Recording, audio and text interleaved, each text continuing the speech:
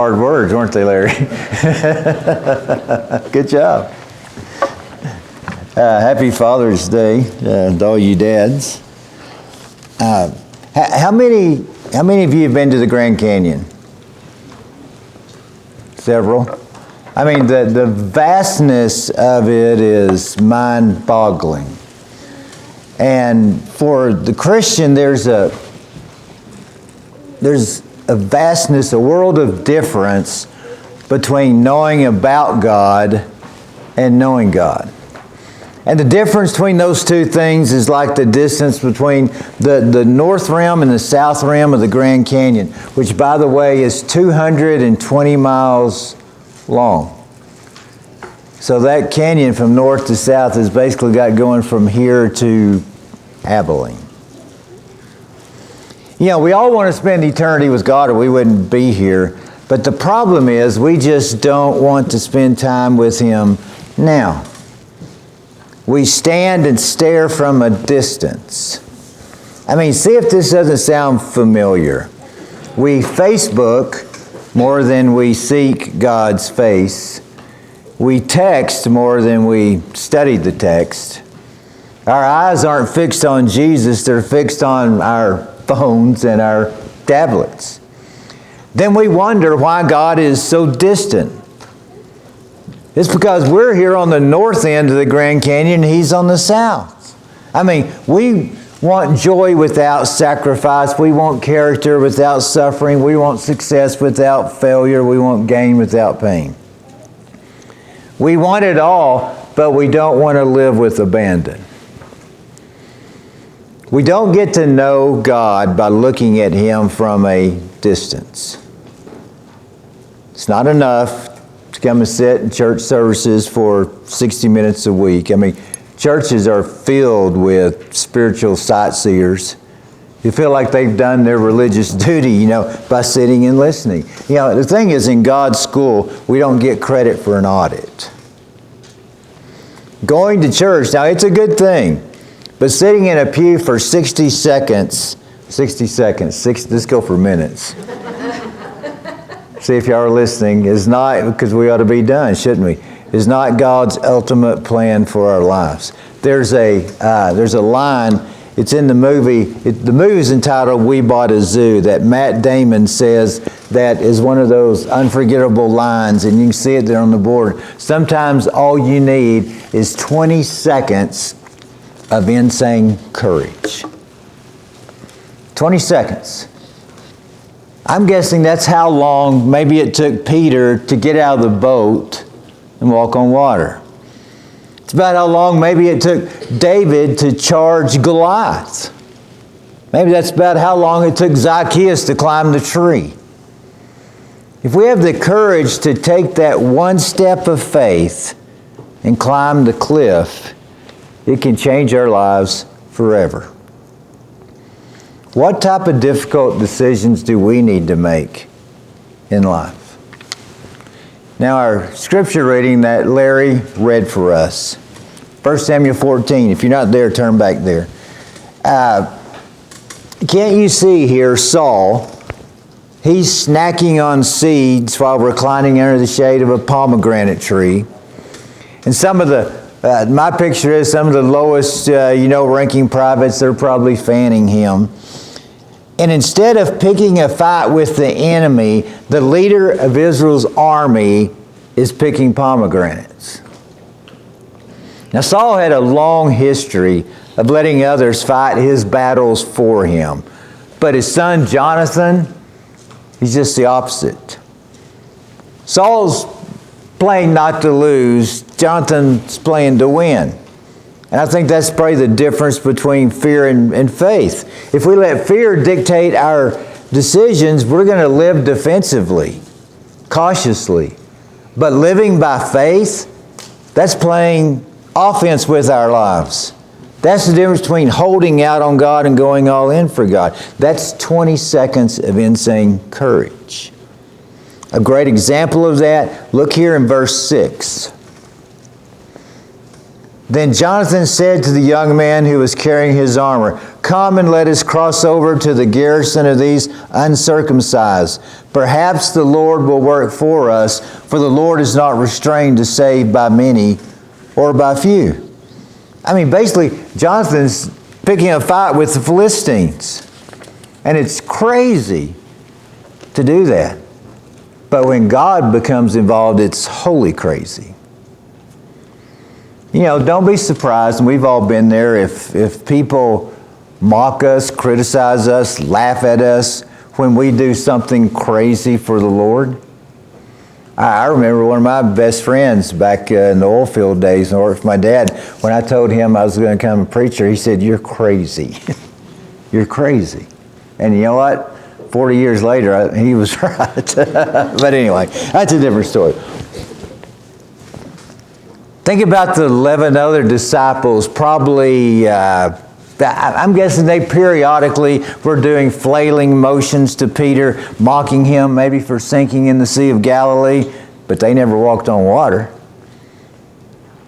Have you ever noticed how most people who criticize water walkers do so from the comfortable confines of a boat? David's brothers probably criticized him for challenging Goliath. I'm sure the crowd got a kick out of Zacchaeus climbing that tree to get a glimpse of Jesus, but they didn't get invited to lunch with Jesus. So what motivates Jonathan here to climb this cliff? What triggered this 20 seconds of just insane courage? Let me kind of set the scene here a little bit for us in this text. During the early days of Saul's kingship, the Philistines, they controlled the western border of Israel. Saul seemed to be content, though, to just sit on the sideline and let them do that. But Jonathan wanted to be on the front line. That's why he says what he does in verse 6. "Come, let's go over to the Philistines' outpost on the other side." And you know, here's the thing. Going all out for God always starts with just one little step of faith. That step is usually the longest and the hardest and the scariest. But when we make a move that's motivated by God's glory, it moves the heart of God. You know, there comes a moment in our lives when enough is enough. The pain of staying the same is greater than the pain of, I'm going to change. And we decide we're going to reject the status quo. We refuse to remain the same. And that's the moment here for Jonathan. I think it's the New Living Translation. The caption of this section says, Jonathan's daring plan.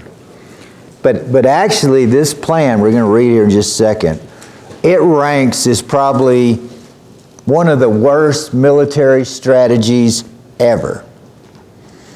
Jonathan exposes himself to the enemy in broad daylight and concedes the high ground. I mean, then he comes up with, he says, okay, here's a sign to determine whether or not we need to fight them. And basically what he says is this: if I look up and the Philistines say, yeah, come on, he says, that's my sign, I'm going. And that's kind of what happens. Look here in verses 8 through 11. 8 through 11. Then Jonathan said, behold, we'll cross over to the men and we'll reveal ourselves to them. Isn't that a great strategy going into battle? If they say to us, wait until we come to you, then we'll stand in our place and we won't go anywhere. But, verse 10, if they say, come up to us, then we'll go up. For the Lord has given them into our hands, and this shall be the sign to us. When both of them revealed themselves to the garrison of the Philistines said, behold, Hebrews are coming out of the holes where they have hidden themselves. You know, it's kind of like Jonathan looks up and sees them, and he yells out, hey, we're coming to get you, ready or not. And Jonathan chooses the most difficult, dangerous, and daring option that exists. I mean, I don't know what's more dangerous, him trying to climb that cliff, that, by the way, that Larry read for us back in verse 4, a sharp rock on both sides, or trying to fight the Philistines. I mean, there's no guarantee that they're even going to survive the climb. It's not like the Philistines dropped a rope and said, okay, come on up. But Jonathan and his men, they're outnumbered, listen to this, 10-1. Now, when we lived in Colorado, I did some rock climbing. And here's one thing I can tell you, if you've done any of that, your arms are like Jell-O when you get done. So can you imagine climbing up there, your arms are like Jell-O, and then trying to fight with a sword? But then what a picture of living with abandon. It's not looking for the easy way out. It's not taking the path of least resistance. It's committing to the path of greatest glory. And that path usually means the most difficult and dangerous. You know, it's kind of the difference between letting things happen and making things happen. And that's probably one of the biggest faults in the church today. We sit around waiting for something to happen when we need to be making things happen. Now, Jonathan knew that if he could pull this off against all odds, God would get the glory. And so then I think, what motivated Jonathan? What triggered this 20 seconds of insane courage? And I think the answer is found kind of the middle part of verse 6 when it says this, perhaps the Lord will act on our behalf. Now, most people seem to operate on the opposite mentality. Perhaps the Lord won't act on our behalf. They let fear dictate them and their decisions instead of faith. And they end up sitting under a pomegranate tree like Saul does. And let me tell you something too about rock climbers and cliff climbers, and they are literally insane. Okay? When I was in Colorado, I was around one. These guys, these diehard guys, they would rather fall on their face trying than sit on their rear all day. They would rather make mistakes than miss opportunities. I had a good friend who went to church, and we used to go rock climbing a lot, and he had gone the week before to do some ice climbing, which I'd never done. He told me, the next week I'm going to take you ice climbing. So I was all excited about it. Yeah, y'all were shaking your head. Yeah, God was taking care of me, because Jim, when he was ice climbing, his anchor pulled out. He fell 50 feet. Shattered his legs. Just shattered them. And when I went to see him, you know what he said? I got to get well so I can get back on that ice. And I'm thinking, you're insane. Yeah, they are. And that's Jonathan here, insane. But he knew the latter part of verse 12. Look what it says. The Lord come up after me, for the Lord has given them into the hands of Israel. There are basically two types of people in this world. Those who ask why and those who ask why not. Going all out, living with abandon for the Lord is asking why not. Why people always have excuses. Why not people look for opportunities. Why people are afraid of making mistakes. Why not people don't want to miss out on maybe a God-given opportunity. And in this story, Saul, he's a why person. He's content just to sit under the pomegranate tree and do nothing. Jonathan's a why not person. He decides, you know what? I'm going to pick a fight with these Philistines. He was tired of backing down, so he stood up. He was tired of playing defense, so he said, you know what? I'm going to go all in and I'm going to play offense. I think too many times we've forgotten that we are in a battlefield.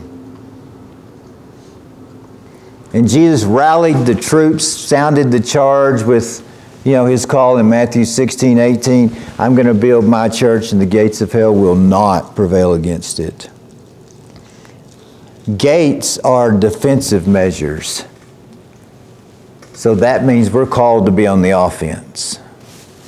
Faithfulness is not holding down the fort, it's storming the gates of hell and taking back what belongs to God. Now I want to close. I want to tell you this true story. You may have heard this, or I don't know if any of you have seen the movie. It's entitled 127 Hours. Anybody? April 2003, Aaron Ralston was on a solo climbing trip to Utah's Blue John Canyon when an 800-pound boulder fell from above onto him. The next thing he knew, his right arm was lodged between the boulder and a canyon wall. I mean, quite literally a rock in a hard place. Also, he was trapped 100 feet below the desert surface, and he was 20 miles from the road. So convinced that he was going to die, he recorded goodbye messages on his video camera. And he even carved his own epitaph into the canyon wall so that people would know when he passed away. But then finally, he dozed off and slept for a while, and he had a dream in which he saw himself with one arm. So after he woke up, he broke his own arm and amputated it using a cheap 2-inch knife and a pair of pliers. I know. And that entire process of amputating his arm took about an hour, in which he lost 25% of his blood. But the thing was, he had been there for 127 hours. But high on adrenaline, Ralston climbed out of that canyon. He rappelled, think about this, with one arm now, down a 65-foot sheer cliff, and he hiked 6 miles back to his car. All the while he's dehydrated, he's losing blood, and he's one-handed. 1 hour of insane courage saved his life. He went all in, and he lived with abandon. Our few seconds or few hours of insane courage, they may well be worth an eternity, either to us or maybe someone that we know and love.